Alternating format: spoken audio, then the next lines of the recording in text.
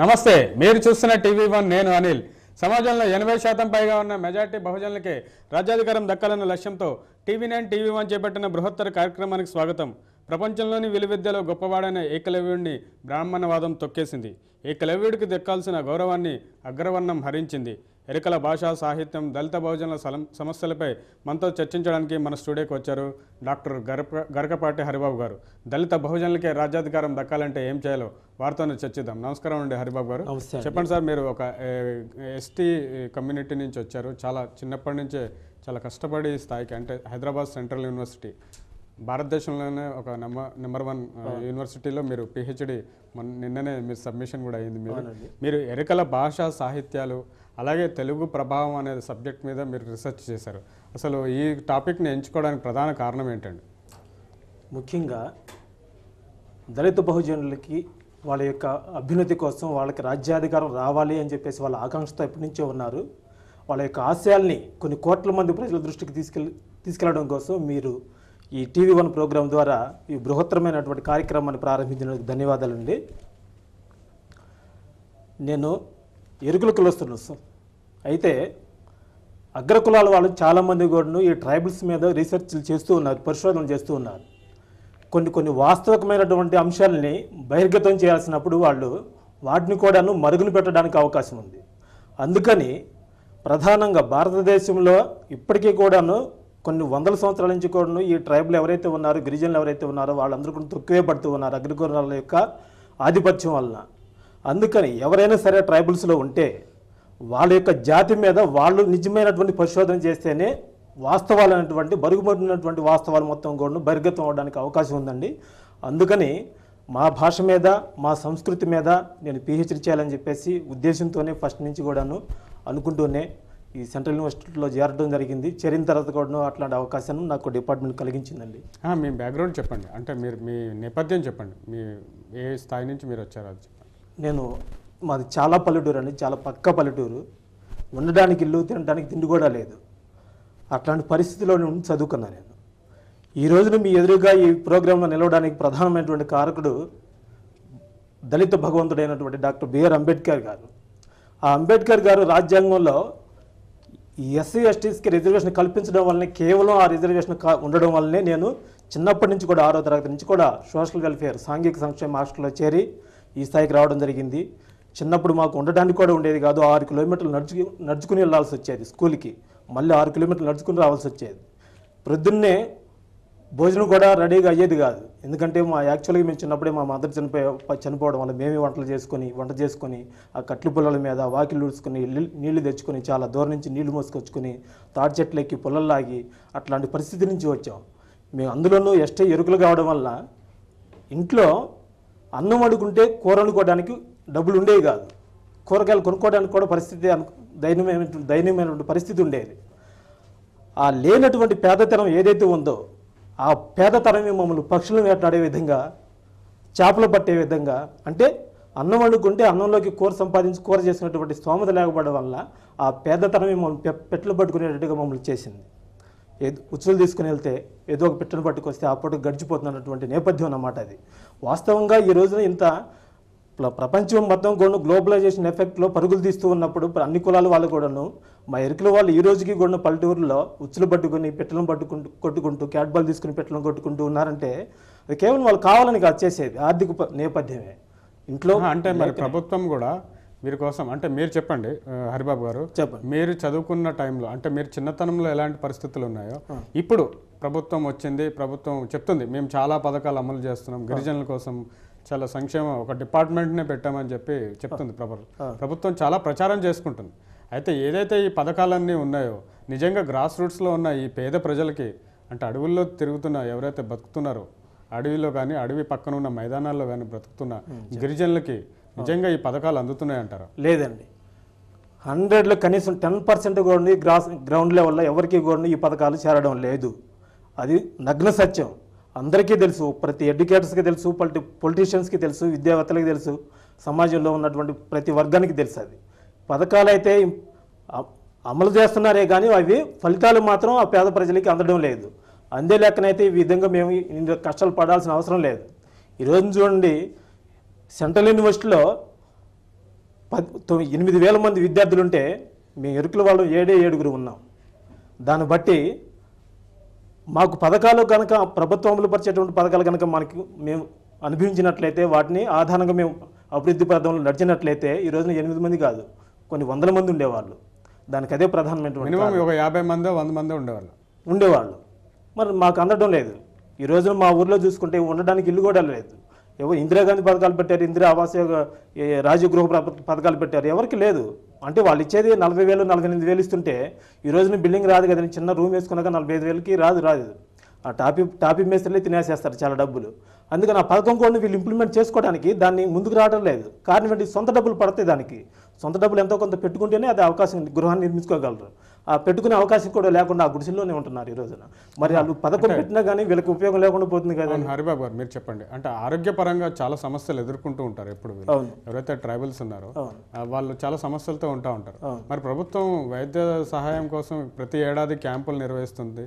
అంటే విష జ్వరాలు ఇలాంటివి చాలా ఉంటాయి. వాటి మీద చాలా మంది చనిపోతూ ఉంటారు, చాలా మంది సిక్ అవుతుంటారు. మరి వాటి మీద దృష్టి పెట్టాల్సిన ప్రభుత్వం నిజంగా అలాంటి చర్యలు చేపడుతుందా? అట్లాంటి చర్యలు ఏం చేపట్టట్లేదండి.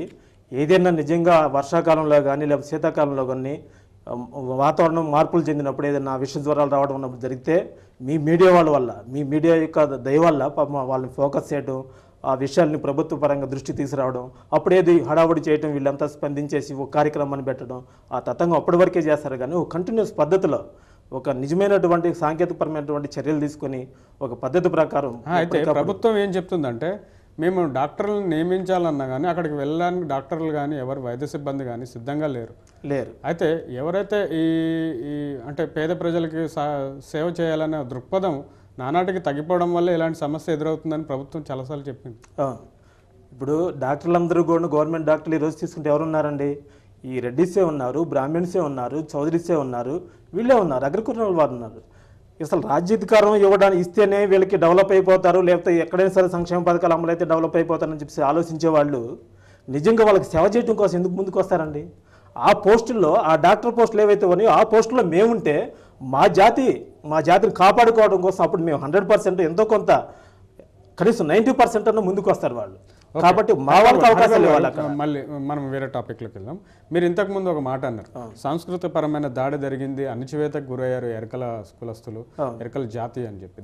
దాని అందువల్ల నేను రీసెర్చ్ చేయడం జరిగింది అన్నారు. మీ రీసెర్చ్లో మీరు కనుక్కున్న విషయాలు ఏంటండి? అయితే ఇప్పుడు మహాభారత యుద్ధం సమయంలో అండి ఈ హిరణ్యధనువుడు అనే అతను పులింద దేశాన్ని పరిపాలించాడు. ఆ హిరణ్యధనువుని యొక్క కుమారుడు ఏకలవ్యుడు.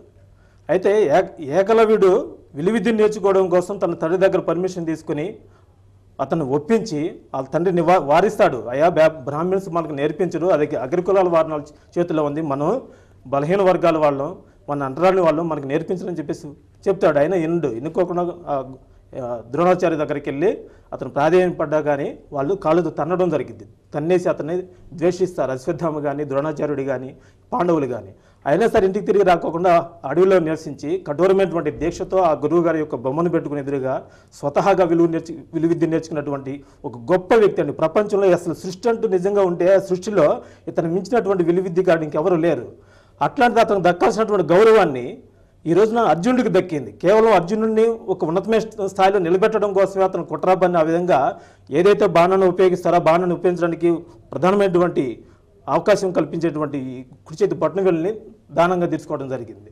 మరి అట్లాంటి దానకర్ణుడు గురువులు ప్రత్యక్షంగా నేర్పించకపోయినా సరే అట్లాంటి దానగుణం ఉన్నటువంటి దీక్షతో అంత విద్యను నేర్చుకుంటే కనీసం ఈ రోజున ప్రభుత్వం ఒలింపిక్స్లో కానీ లేకపోతే ఇంకా ఇండియన్ టీమ్స్లో కానీ ఎన్నో చోట్ల ఆర్చరీ పోటీస్ పెడుతుంది. ఆర్చరీ పోటీస్లో ఎవరు పాల్గొంటున్నారండి? ఈ రోజున అగ్రకులాల వాళ్ళే దానిలో పార్టిసిపేట్ చేస్తున్నారు. వాళ్ళకి కోచ్లు నియమిస్తున్నారు. కోచ్లు కూడా కొన్ని కోట్ల రూపాయలు వెచ్చిస్తుంది ప్రభుత్వం.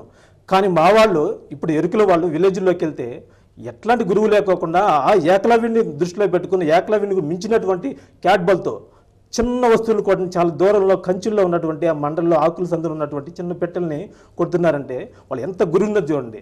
అట్లాంటి వాళ్ళని ఎంకరేజ్ చేసేటువంటి అట్లాంటి వాళ్ళకి తర్ఫీదు ఇస్తే ఈ రోజున భారతదేశం విలువిద్యలో భారతదేశం మించినటువంటి దేశం ఇంకా ఉండదు. అట్లాంటి అవకాశాలు ప్రైజులు రావడానికి అవకాశం ఉంది. మరి ఆ రోజున ఈ ఆర్చరీ పోటీలు పెట్టి ఏం గిఫ్ట్ ఇస్తున్నారు, వాళ్ళకి ఏ ప్రైజ్ ఇస్తున్నారు? అర్జున అవార్డు ఇస్తున్నారు. ఎందుకు నిర్ణయించలేదు? ఏకలవ్యుడు అవార్డు ఎందుకు ఇవ్వట్లేదు? ఏకలవ్యుడి పేరు మీద ఒక బహుమతిని ఎందుకు ప్రకటించలేదు? కేవలం ఏకలవ్యుడు దళితుడు, అది ప్రపంచం ఎరిగిన సత్యం. అతను ఎంత గొప్పవాడు అవుతాడన్నది మహాభారతాన్ని భారతదేశం ప్రధానంగా మనువాదం ఫాలో అవుతున్నటువంటి అగ్ర కులాల వాళ్ళు ఎవరైతే ఉన్నారో ఆ బ్రాహ్మణవాదం చెప్పినటువంటి, ఆ మనువాదం చెప్పినటువంటి ఏదైతే పురాణ ఇతిహాసాలు ఉన్నాయో మహాభారతం అనేది ఈ రోజున కోర్టులో కూడా భగవద్గీత మీదే ప్రమాణం చేస్తున్నారు. అట్లాంటి విలువ ఉన్నటువంటి భగవద్గీతలో పేర్కొనబడింది ఏకలవ్యుడు సాధించిన ఘనత. అంత ఘనత సాధించినప్పుడు అతని పేరు మీద ఎందుకు హరిబాబు గారు మన చర్చలోకి కాలర్స్ని ఇన్వైట్ చేద్దామండి. హరిబాబు గారితో మాట్లాడాలనుకునే వాళ్ళు 9948503555 లేదా 04066660336కి ఫోన్ చేసి మీరు హరిబాబు గారితో మీ అభిప్రాయాలను షేర్ చేసుకోవచ్చండి. మెజార్టీ ప్రజలకే రాజ్యాధికారం రావాలంటే ఏం చేయాలో కూడా సూచనలు చేయండి. అంతేగాని వ్యక్తిగత విషయాలకి వేరే విషయాలకి ఎక్కువ ప్రాధాన్యత ఇవ్వకండి. మీ ప్రశ్నలు సూటిగా అడగండి. ఓకే, మీరు హరిబాబు గారు మీరు చెప్పండి, మనం టాపిక్లోకి వద్దాం. అయితే సాంస్కృతికపరమైన దాడి జరిగింది అని చెప్తున్నారు, అందుకే నేను రీసెర్చ్ చేశాను అని అంటున్నారు. అయితే ఎరుకల భాష అనేది ఏంటి, అసలు సాహిత్యం ఎలా ఉంది వీళ్ళది? ఇప్పుడు మా జాతి ఎప్పటి నుంచి ఉందనుకుంటున్నాం అంటే మన భారతదేశం ఇతిహాస పురాణాలను బట్టి 5000 సంవత్సరాల నుంచి ఉందనుకుంటున్నాం. అంటే అప్పటి నుంచి కూడా మా భాష ఉంది, ఎరుకల భాష. మరి ఈ రోజున మా భాషను మేము సమాజంలో తిరుగుతూ ఎక్కడ పడితే అక్కడ ట్రైన్లో కానీ, బస్సులో కానీ, ఒక విద్యాలయంలో కానీ, ఒక యూనివర్సిటీలో కానీ మాట్లాడుకోవడానికి స్వేచ్ఛ లేదు. భయపడుతున్నారు. ఇప్పుడు విద్యావంతులు భయపడుతున్నారు, ఉద్యోగస్తులు కూడా భయపడుతున్నారు. అరకొరకు ఉన్నారు, ఎక్కడైనా కొద్ది గొప్ప ఉన్నారు ఉద్యోగస్తులు, వాళ్ళు కూడాను పరిచయం చేసుకోవడానికి లేకపోతే ఒక క్యాష్ చెప్పుకోవడానికి భయపడుతున్నారు. కారణం ఏంటి? ఈరోజు ఒక చిన్న ఉద్యోగస్తు వచ్చి ఒక ఇంటర్మీడియట్ 10th క్లాస్లో డిగ్రీ చదువుకున్న తర్వాత చిన్న ఉద్యోగం వచ్చిందండి. అతను ఎక్కడికి వెళ్ళాలి? టౌన్కి వెళ్ళాలి. ఆ టౌన్లో ఉద్యోగం నిమిత్తం ఒక ఇంటి కోసం వెళ్తాడు, అద్దెల్లి కోసం వెళ్తాడు. అద్దెల్లోనే ఎవరికి? కమ్మర్స్ అని, రెడ్డిస్ అని, బ్రాహ్మణ్సే ఉన్నాయి. మరి వాళ్ళ ఇంటికి వెళ్ళి వెళ్ళగానే ఏం క్యాస్ట్ మీదని అడుగుతున్నారు. ఏం క్యాస్ట్ అన్నప్పుడు ఎరుకలు అని చెప్తే ఇది ఇల్లు ఇచ్చే పరిస్థితి లేదు ఈరోజు సమాజంలో. అప్పుడు కులాన్ని దాచుకోవాల్సి వస్తుంది. అంటే మేము మాట్లాడుకునేటువంటి భాషనే రేపు ఇల్లు అద్దెకి తీసుకుని ఏదో వేరే కులం చెప్పుకొని ఇల్లు అద్దెకి తీసుకుని భాష మాట్లాడితే ఎక్కడ తెలిసిపోతుందని చెప్పేసి భయపడుతూ తన పుట్టినటువంటి పిల్లలకు కూడా ఈ రోజు భాష నేర్పించుకునే పరిస్థితి లేదు. ఎంత దారుణం అండి అది. అంటే భయపడే నేర్పించండి, కేవలం భయపడేవాళ్ళు. తెలిసిపోతుంది, ఎక్కడ తెలిసిపోతుందో ఇల్లు ఖాళీ చేయమంటారు అన్న ఉద్దేశంతోనే భయపడుతున్నారు వాళ్ళు. సొంత పిల్లలకి వాళ్ళ మదర్ టంగ్ ఈ రోజున ఐక్యరాజ్య సమితి కూడా ప్రపంచం ఈ రోజున ఫిబ్రవరి 21వ తారీఖున ఇదే నెలలో మాతృభాషా దినోత్సవం ఉంది. మాతృభాషా దినోత్సవం జరుపుకోవడానికి ఒక డేని నిర్ణయించింది. అట్లాంటి మాతృభాషని మాకు సొంత భాషను కలిగి ఉండి కూడా ఈరోజు మాట్లాడుకోవడానికి, ఆ పండుగ చేసుకోవడానికి అవకాశం లేకుండా పోయింది. కేవలం మా పిల్లలు కూడాను వచ్చే జనరేషన్ కూడా నా భాషను మరుగుపడిపోవడం జరుగుతుంది. చూడండి ఎంత ఎరుకల భాష గురించి మరింత విషయాలు తెలుసుకునే ముందు మీతో మాట్లాడడానికి మంగళగిరి నుంచి జగన్నాథం గారు లైన్లో ఉన్నారు. జగన్నాథం గారు, హలో, గుడ్ మార్నింగ్ అండి. నమస్కారం అండి. నమస్కారం అండి, చెప్పండి. ముందుగా TV1 వారికి చాలా కృతజ్ఞతలు చెప్తున్నామండి. Okay sir. ఎందుకంటే ఈ అవకాశం ఇచ్చినందుకు చాలా కృతజ్ఞతలు. చెప్పండి సార్. ఒకసారి హరిబాబు గారికి ఇవ్వండి. చెప్పండి సార్, మాట్లాడండి. నమస్తే హరిబాబు గారు. నమస్తే అండి, చెప్పండి. ఏం లేదండి, నా పేరు జగన్నాథం శంకర్ బాబు, కావడి గోత్రం. చెప్పండి. ముందు మీ గోత్రం ఏంటో చెప్తారా? నా పేరు గరికపాటి అండి, ఇంటి పేరు గరికపాటి, సాత్పాటి గోత్రం అండి. సార్ మీ ప్రశ్న సూటి జగన్నాథం గారు, మీ ప్రశ్న సూటిగా అడగండి. వేరే వ్యక్తిగత విషయాలు అవసరం లేదండి. మెజార్టీ ప్రజలకే రాజ్యాధికారం రావాలంటే మీరు ఏదైనా సూచన చేస్తారా? సూచన చేస్తామండి. అయితే ఇప్పుడు సూచన చేసే ముందు ఈనాడు మాకు జరుగుతున్న అన్యాయాల గురించి కూడా చర్చించడం కోసం మేము ఫోన్ చేసామండి. చెప్పండి. అనేక రకాలుగా అన్యాయాలు జరుగుతూ ఉన్నాయి. అందులో ఏంటంటే సార్, ఇప్పుడు ఈ ఉద్యోగాల్లో ఉన్నటువంటి రిజర్వేషన్లు, ప్రమోషన్ల మీద కూడా ఇటువంటి వాటిని ఫైట్ చేయాల్సిన అవసరాలు ఉన్నాయనే విషయాన్ని హరిబాబు గారికి తెలియజేస్తున్నామండి. ఇంకో విషయం ఏంటంటేనండి, ఇప్పుడు హరిబాబు గారిని నేను అడిగేదంటే, ఇప్పుడు ఇది ఎరుకల లేకపోతే ఎర్రకల, ఏది కరెక్ట్ అంటారు? ఎరుక అంటే బడ్జెట్ సంబంధించిన రూ వేయాలంటారా? రూనే రా కాదు, Yerukula. Okay, thank you Jagannatham గారు. అలాగే మీతో మాట్లాడడానికి హైదరాబాద్ నుంచి త్రినాథ్ గారు లైన్లో ఉన్నారు. త్రినాథ్ గారు మీ టీవీ వాల్యూమ్ తగ్గించండి. తగ్గించారు సార్. చెప్పండి. Good morning sir. Good morning అండి. జై భీమ్ హరిబాబు గారు. జై భీమ్ అండి, త్రినాథ్ గారు చెప్పండి. నా పేరు త్రినాథ్. చెప్పండి. సెంట్రల్ యూనివర్సిటీ నుంచి అంబేద్కర్ స్టూడెంట్స్ అసోసియేషన్ నుంచి చేస్తున్నాను. చెప్పండి. దళిత బహుజనుల రాజ్యాధికారం గురించి మీరు మాట్లాడటం మాకు సంతోషంగా ఉంది. చెప్పండి. అదేవిధంగా నాది డౌట్ ఏంటంటే, మీ ద్వారా తెలుసుకోవాలనుకున్నది, మన అంబేద్కర్ ద్వారా మీరు ఈ స్థాయిలో ఉన్నారని చెప్పారు, సంతోషం. అవునండి. కానీ మన సమాజంలో నేటికి కూడా ఎస్టీలు ముఖ్యంగా ఎవరైనా లంబాడస్ కానివ్వండి, అనాథి కానీ, ఎరుకులు కానీ చాలా మంది ఇంక హిందూ ఫోల్డ్ లోనే ఉన్నారు. అవును. హిందూ సమాజపు బ్రాహ్మణవాదం ముసుగులోనే ఉన్నారు, బయటికి రాలేకపోతున్నారు. అవునండి. అంబేద్కర్ వాదాన్ని మనవాదంగా తీసుకోలేకపోతున్నారు, ఓన్ చేసుకోలేకపోతున్నారు అంబేద్కరిజాన్ని. అవునండి. అంబేద్కరిజాన్ని ఓన్ చేసుకున్నంతకాలం మనకి ఈ దళిత భోజన రాజ్యాధికారం వైపు వెళ్లే అవకాశం కొంచెం తక్కువగా ఉంటారు నా అభిప్రాయం. వాళ్ళని అలా అంబేద్కరిజాన్ని ఓన్ చేసుకోవాలంటే మీరు చేయాల్సిన పని, లేకపోతే మనం చేయాల్సిన పని ఏముందని మీరు అనుకుంటారు? ఓకే, థ్యాంక్ యూ త్రినాథ్ గారు, మంచి ప్రశ్న అడిగారు మీరు. మంచి ప్రశ్న అడిగారండి. చెప్పండి. అయితే హిందూ మతంలో ఉండడానికి కారణం ఏంటంటే వీళ్ళు ఎక్కువగా గిరిజనులందరూ కూడా అటవీ ప్రాంతానికి చెందినటువంటి ఆదిలో అడవుల్లో కొండ ప్రాంతాల్లో ఉన్నారు. వాళ్ళు ఏంటంటే ఫస్ట్ నుంచి ఇప్పుడు కూడాను భారతదేశంలో వైద్యశాస్త్రానికి ఆయుర్వేద వైద్యశాస్త్రం అనేది చాలా ప్రధానమైంది. ఈ ఆయుర్వేద వైద్యశాస్త్రానికి కూడా పునాది ఏంటంటే ఈ గిరిజనులు ఎవరైతే ఉన్నారో వాళ్ళు చేసినటువంటి వైద్యమే ఈ జానపద వైద్యం ఏదైతే ఉందో అదే పునాది దీనికి, ఆయుర్వేద వైద్యానికి కూడాను. అయితే వీళ్ళు ప్రకృతినే దైవంగా భావించారండి. వీళ్ళకి సపరేట్గా హిందూ వెంకటేశ్వర స్వామి అని, కృష్ణుడు అని, లేకపోతే రాముడు అని తెలియదు. వీళ్ళకి తెలియకోకుండా ప్రకృతిలో ఉన్నటువంటి ఆ ప్రకృతి తల్లి ఒడిలో జీవిస్తూ ఆ ప్రకృతిని, ఆ అడవి తల్లిని ఒక దేవతగా భావిస్తూ వచ్చారు. కానీ ఎప్పుడైతే ఈ అగ్రకుర్ణ కులాల యొక్క మతం అనేది, ఐడియాలజీ అనేది, ఈ మనువాద సిద్ధాంతాలు అనేది డెవలప్ అవుతూ ఉన్నాయో ఈ గిరిజనులు కూడా అటవీ ప్రాంతాల నుంచి, కొండ ప్రాంతాల నుంచి హిందూ సమాజంలో మిళితమయ్యి జీవించవలసినటువంటి అవసరం ఏర్పడిందో అప్పటి నుంచి మాత్రమే వీళ్ళు ఈ ట్రెడిషన్కి అలవాటు పడ్డారు. అంటే ఈ ట్రెడిషన్కి అలవాటు పడ్డారు, అది కూడా ఇన్ఫ్లుయెన్సే. వీళ్ళకి ప్రత్యేకించి స్వతహాగా హిందూ మతస్థులు కాదు, హిందూ దేవుని పూజించేవాళ్ళు కాదు. కానీ వీళ్ళ యొక్క ప్రభావం వల్లే వాళ్ళు అట్లా కన్వర్ట్ అవ్వడం జరిగింది. ఇప్పుడు ఈ రోజులు ఉన్నారంటే ఎడ్యుకేటర్స్ లేరండి. ఇప్పుడు ఎడ్యుకేషనల్గా వాళ్ళు కనుక డెవలప్ అయితే వాస్తవంగా ఈ రాముడు ఎవడు, ఈ వెంకటేశ్వర స్వామి ఎవరు, కృష్ణుడు ఎవరు, వీళ్ళు ఎవరండి?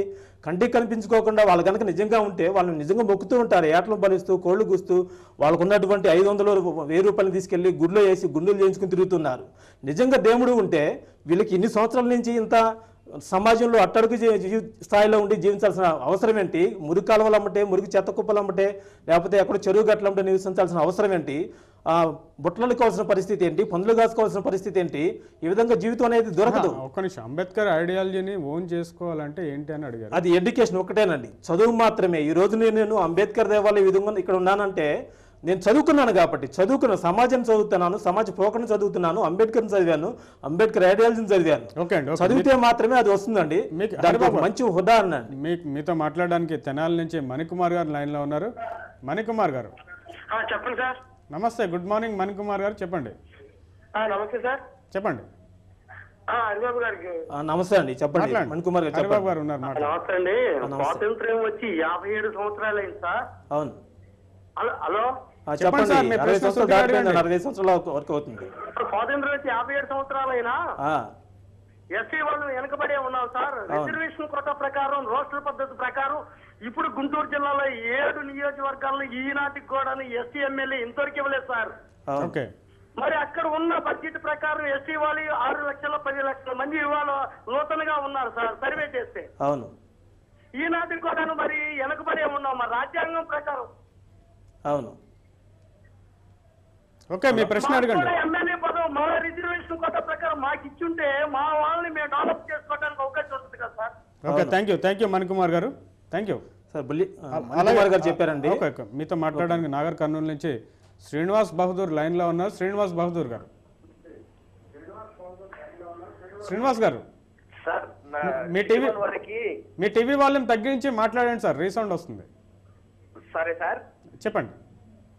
TV1 వారికి ముఖ్యంగా జేబీ తెలియజేస్తున్నా. జేబీ మీకు కూడాను సార్. ముఖ్యంగా నా క్వశ్చన్ ఏంటంటే, చెప్పండి సార్.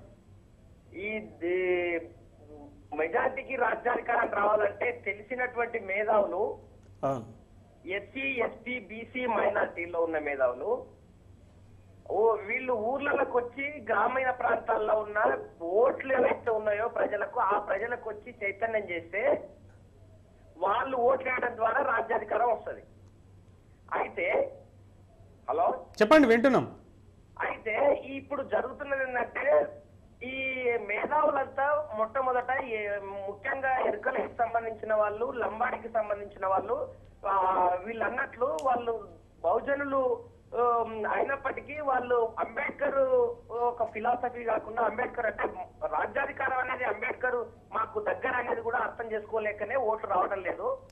దానికి ఈ మేధావులంతా కలిసి ఐక్యమై గ్రామీణ ప్రాంతాల్లో అంటే వాళ్ళు గ్రహించేలాగా వీళ్ళు చెప్పగలిగితే మెజారిటీకి రాజ్యాధికారం వచ్చే అవకాశం ఉంది. కాబట్టి వీళ్ళు ఎట్లా చేస్తారో ఒక ఎజెండాకి రావాలి వీళ్ళంతా.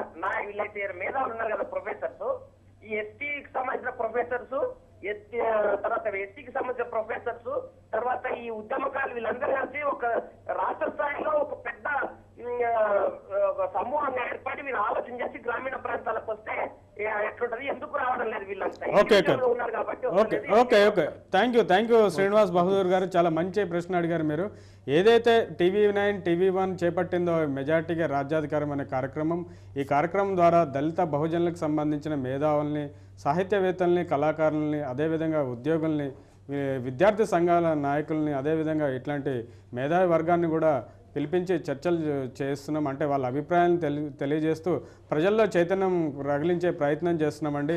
ఏదైతే అంబేద్కర్ ఐడియాలజీ ఉందో మెజార్టీకే రాజ్యాధికారం అనే కాన్సెప్ట్తో పనిచేస్తే ఇవి దళిత బహుజనుల సమస్యలు తీరుతాయనే ఉద్దేశంతో ఈ కార్యక్రమం ఏర్పాటు చేయడం జరిగిందండి.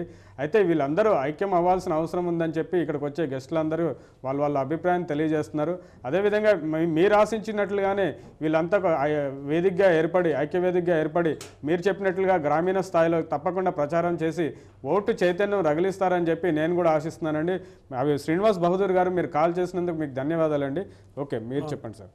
సార్, ఇందాక మణికుమార్ గారు చెప్పినట్టు రోస్టర్ సిస్టమ్ అనేది అంతగానో అవాస్తవం అండి. ఆ రోస్టర్ సిస్టమ్ అనేది చిత్రగుప్తుడు కూడా తెలియనటువంటి, దొరకనటువంటి, అంతు చెక్కినటువంటి లెక్కలు అవి. ఈ రోజున 380 మంది సెంట్రల్ యూనివర్సిటీలో ఫ్యాకల్టీ ఉంటే కేవలం 4 ఎస్టీస్ ఉన్నారు. అంటే ఎన్ని రావాలి అక్కడ? దరిదాపు 28 మంది ఫ్యాకల్టీ మెంబర్స్ ఉండాలి ఎస్టీ వాళ్ళు. రోస్టర్ సిస్టమ్ ఎక్కడ ఇంప్లిమెంట్ అవుతుందండి? రిజర్వేషన్ ఎక్కడ ఇంప్లిమెంట్ అవుతుంది? అవ్వట్లేదు. ఈ విధంగా స్టేట్లో ఉన్నటువంటి ప్రతి యూనివర్సిటీ తీసుకున్నా సరే కనీసం 300 మంది తగ్గకుండా ఫ్యాకల్టీ ఎక్కడైనా సరే రిజర్వేషన్ ఎక్కడ ఇంప్లిమెంట్ అవుతుంది? గ్యాంగ్ మెన్లు, రైల్వే గ్యాంగ్ మెన్లు, అటెండర్లు, సఫై వాలాలు, స్వీపర్లు ఎక్కడ ఫిల్ అవుతుంది? క్లాస్ 4 లో ఫిల్ అవుతుంది. అంతేగాని అది అమలు అవుతుంది తప్ప హై లెవెల్ ఎక్కడ ఎంతమంది ఉన్నారు? మా వాళ్ళు అదంతా అవాస్తవం అండి. రిజర్వేషన్ అనేది ఎక్కడ ఇస్తున్నారు? రిజర్వేషన్ ఇవ్వడం అనేది అవాస్తవం. అది ఎక్కడ ఇవ్వట్లేదు, ఉద్యోగాలే లేవు. అది అయితే ఈ రాజ్యాధికారం రావాలి అంటే దానికి గ్రాస్ రూట్లో చిన్న అట్టడికి స్థాయిలోనే ఒక ప్రధానమైనటువంటి ఒక భూమికను తయారు చేసి మేము పునాది వేయటం అనేది జరిగిందండి. అది మన భారతదేశంలో మొట్టమొదటిగా అంబేద్కర్ సెంట్రల్ యూనివర్సిటీలో జరిగింది. అంబేద్కర్ స్టూడెంట్స్ అసోసియేషన్ అనేది స్థాపించడం జరిగింది 17 సంవత్సరాల క్రితం. ఆ స్థాపించిన దగ్గర నుంచి అండి అనేక ఉద్యమాలు చేసింది. ఈ రోజున రిజర్వేషన్ ప్రకారం కేటాయించినటువంటి సీట్లు ఏవైతే ఉన్నాయో విద్యార్థులకి, ఆ విద్యార్థులకు కొన్ని రిజర్వేషన్ ఇంప్లిమెంట్ అవ్వట్లేదు. హై మార్క్స్ వచ్చినా, ఫస్ట్ ర్యాంకర్ వచ్చినా కానీ దళితులు కానీ ఎస్సీలు ఎస్టీలు కూడాను వాళ్ళని తీసుకెళ్లి రిజర్వేషన్ సీట్ ఇస్తున్నారు. మాట్లాడడానికి హైదరాబాద్ నుంచి ప్రసాదరావు గారు లైన్ లో ఉన్నారు. ప్రసాదరావు గారు, హలో, నమస్తే అండి. ప్రసాదరావు గారు సార్, నమస్తే. చెప్పండి సార్. నేను సార్ తో మాట్లాడాలనుకుంటున్నాను. మాట్లాడండి. అంటే ఇది నా పర్సనల్ క్వశ్చన్ కాదు. ఇది మామూలుగా ఎప్పటి నుండో సమాజంలో ఉత్పన్నం అవుతున్నటువంటి క్వశ్చన్ ఇది. ప్రసాదరావు గారు, మీరు అడగండి. ఎస్సీ ఎస్టీలు ఎప్పుడూ మామూలుగా ఒకరి దగ్గరికి వెళ్ళి అడుక్కొని మాకు ఈ పదవి ఇవ్వండి, లేకపోతే మాకు ఈ సీట్ ఇవ్వండి అనే కన్నా కూడా ఎస్సీల మెజారిటీ ఎక్కువగా ఉంది కాబట్టి మీరే ఒక వేదిక ఏర్పాటు చేసుకొని అందరినీ మీరు కూర్చోబెట్టి ఒక చోట మీరే ఒక పార్టీగానో లేకపోతే ఒక పార్టీలో ఆల్రెడీ బిఎస్పీ అనేది ఎస్సీ ఎస్టీ మైనార్టీల కోసం పుట్టింది కాబట్టి దాని దగ్గర మీరు ఉండి మీరు కానీ స్టేట్ లో 5 to 6% కానీ లేకపోతే ఆల్మోస్ట్ 10% వరకు కానీ ఓట్లు చేల్చగలిగితే ఆ రోజున మనకి ఎస్సీ ఎస్టీ మైనార్టీలకి దాదాపు 80 నుంచి 90 ఎమ్మెల్యే సీట్లు వచ్చే ఛాన్సెస్ ఉన్నాయి. ప్రతిసారి మనం అనేది ఏంటంటే అగ్రకుర్ణాలు ఇచ్చేదే తీసుకోవాలని ఆలోచన అనేది మంచిది కాదనేది నా భావన. ఇది ఓకే, థ్యాంక్ యూ ప్రసాద్ గారు. చాలా మంచి, ఏదైతే ఏ ఉద్దేశంతో అయితే మేము ఈ కార్యక్రమం ఏర్పాటు చేస్తామో, అడుక్కునే స్థితి నుంచి అడుక్కునే స్థితిలో ఉండరాదు, మనం ఎదిరించి మన హక్కు మనం సాధించాలనే కాన్సెప్ట్ తోటే ఈ ప్రోగ్రాం ఏర్పాటు చేయడం జరిగిందండి. ఏదైతే మీరు చేశారో సూచన చాలా మంచి సూచన అండి. వీళ్ళు ఐక్యమయ్యి నిజంగా ఓటింగ్ పద్ధతి ద్వారా ప్రభావితం చేయగలిగితే తప్పకుండా అగ్రవర్ణాల పార్టీల్లో తప్పకుండా కదలిక వస్తుందండి. మెజార్టీ, మీరు చెప్పినట్లుగా మెజార్టీ ప్రజలకు రాజ్యాధికారం వచ్చే అవకాశం ఉంటుందండి. అదేవిధంగా మీతో మాట్లాడడానికి హైదరాబాద్ నుంచి సుబ్బారావు గారు లైన్లో ఉన్నారు. సుబ్బారావు గారు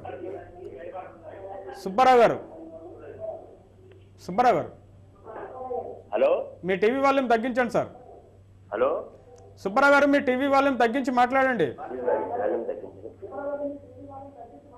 హలో, నమస్తే అండి. నమస్తే అండి, చెప్పండి. నమస్తే అండి, చెప్పండి. హలో చెప్పండి సార్. హలో, నమస్తే. చెప్పండి సార్. సౌండ్ కొంచెం పెంచండి. మీ టీవీ వాల్యూమ్ తగ్గించి మీరు డైరెక్ట్గా మాట్లాడండి సుబ్బారావు గారు. ఓకే, అదే కట్. ఓకే, ధన్యవాదాలండి. అయితే మేము ఇందాక ప్రసాద్ గారు అన్నట్లుగానే ఇప్పుడు కూడా బెగ్గింగ్ స్టేజ్లో ఉన్నారండి. ఇప్పుడు 65 సంవత్సరాల నుంచి కూడా ఎస్సీ ఎస్టీస్ మొత్తం బెగ్గింగ్ స్టేజ్లోనే ఉంది. నాకు సీట్ ఇవ్వండి అని చెప్పేసి కాంగ్రెస్ పార్టీ దగ్గరికి, టీడీపీ పార్టీ దగ్గరికి, లేకపోతే టీఆర్ఎస్ దగ్గరకో, లేకపోతే బీజేపీ దగ్గరికి వెళ్ళడం జరుగుతుంది.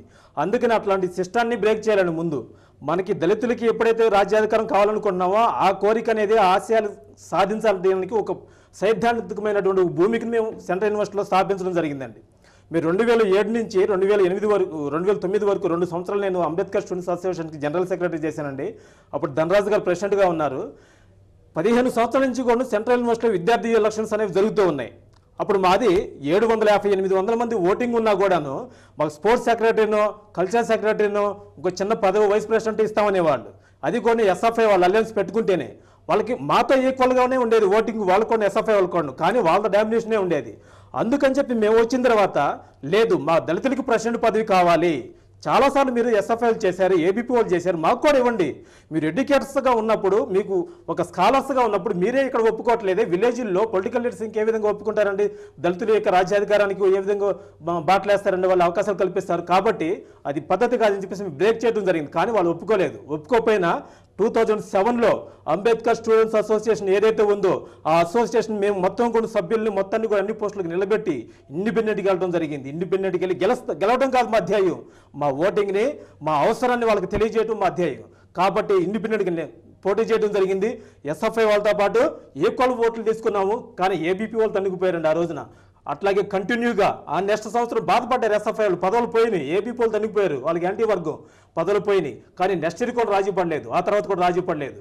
అట్లా 3 సంవత్సరాలు కంటిన్యూగా ఇండిపెండెంట్గా వెళ్ళడం జరిగింది. అప్పుడు మా యొక్క సహాయ సహకారం లేకపోతే, మా యొక్క కోఆర్డినేషన్ లేకపోతే ఎస్ఎఫ్ఐ వాళ్ళకి పునాదులు కూడా లేవండి. సెంట్రల్ యూనివర్సిటీలో ఏదైతే గుర్తించాము, ఏదైతే ఇంప్లిమెంట్ చేశారో దాన్ని గ్రౌండ్ వర్క్ లో అదే విధంగా నియోజకవర్గాల్లో కూడా ఇంప్లిమెంట్ చేయాలని మీరు కోరుకుంటున్నారు. ఈ అంశం మీద మాట్లాడే ముందు కార్యక్రమంలో ఒక బ్రేక్ తీసుకుందాం. బ్రేక్ తర్వాత చర్చా కార్యక్రమం తిరిగి కొనసాగుతుంది.